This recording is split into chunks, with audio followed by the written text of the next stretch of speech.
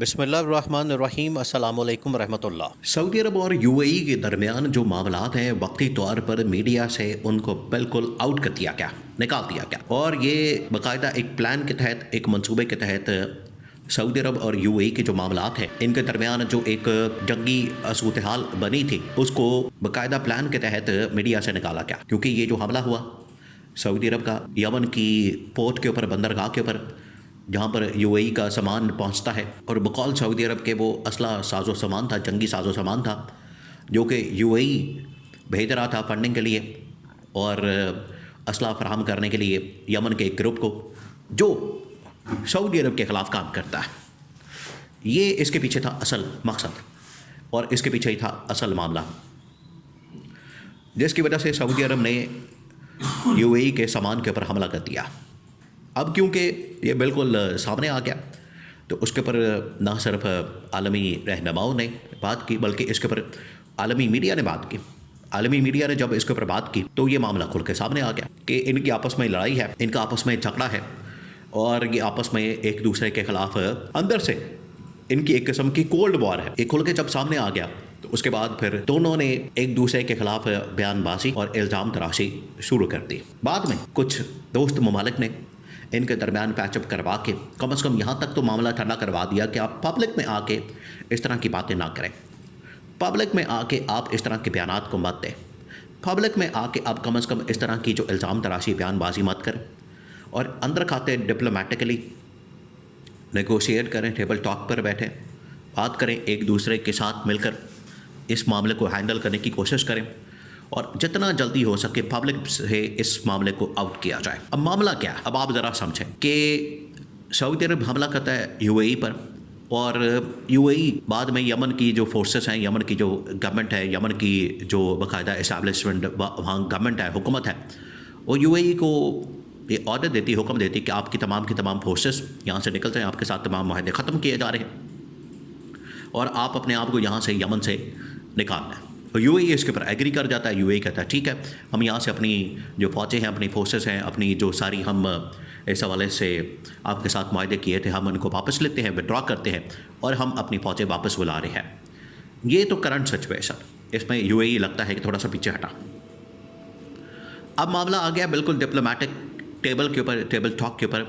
اور اس میں نیگوشیٹ کیا جا رہا ہے۔ اب یہ بالکل بھی آپ کو میڈیا میں اس طرح کی خبریں بڑے بڑے ان کے ٹی وی چینلز کے اوپر، امریکہ کے بڑے ٹی وی چینلز کے اوپر، یا انگلینڈ کے، یا الجزیرہ، یا انڈیا کے، یا پاکستان کے، اس میں مکمل طور پر آپ کو اس خبر کے متعلق بلیک آؤٹ نظر آئے گا۔ کیوں؟ کیونکہ اس کو اب ڈپلومیٹکلی ہینڈل کیا جا رہا ہے، ٹیبل ٹاک، باقاعدہ جو مذاکرات کی ٹیبل ہے وہاں پر بیٹھ کے اب اس معاملے کو سارٹ آؤٹ کرنے کے لیے پوری کوششیں شروع ہو گئی ہیں۔ اس کے لیے جو پاکستان نے کام کیا، شہباز شریف وہاں پر پہنچا، رحیم یار خان میں، جہاں پر یہ یو اے ای کے جو صدر ہیں شیخ زاید ال نہیان وہاں پر موجود تھے، انہوں نے جا کے پہلی ملاقات کی۔ وہاں سے پھر یہ سلسلہ شروع ہوتا ہے۔ اب سعودی عرب کو انگیج کرنا بڑا ضروری تھا، تو سعودی عرب کو یہ پیغام دیا گیا، پہلے ان کے وزیر خارجہ کو، بعد میں انہیں کہا گیا کہ آپ اپنے کچھ سفارتکار، اپنے کچھ ڈپلومیٹس، اور جو ٹاپ لیول کی آپ کی کمان ہے، جو آپ کے وہاں پر شہزادے ہیں، جو مختلف پوزیشن کے اوپر ہیں، وزیر دفاع ہے، وزیر خارجہ ہے، ان کو یہاں پر بھیجیں پاکستان میں، اور پاکستان کے اندر ہی، کیونکہ یہاں پر شیخ زاید ال نہیان رحیم یار خان میں اپنا شکار کرنے کے لیے، اپنا چھٹیاں گزارنے کے لیے 10-15 دن کی، 20 دن کی آتے ہیں، تو یہاں پر ہی بیٹھ کے آمنے سامنے، جس میں پاکستان اس میں ایک میڈیشن کا کردار ادا کرے، پاکستان اس میں ایک ثالثی کا کردار ادا کرے، اور دو بھائیوں کے درمیان، دو دوست ممالک کے درمیان، دو برادر اسلامی ممالک کے درمیان، تیسرا جو پاکستان ایک ملک ہے وہ ان کے درمیان پیچ اپ کروا دے اور معاملہ جو ہے ان کے درمیان حل کروا دے۔ یہ ہے اصل اس کے پیچھے کہانی اور معاملہ۔ تو اس میں پھر 2-3 شخصیات جن کا نام آ رہا ہے خفیہ طور پر، وہ پاکستان پہنچی، اور اس میں خاص طور پر جنرل راحیل شریف، آپ کو پتہ ہے وہ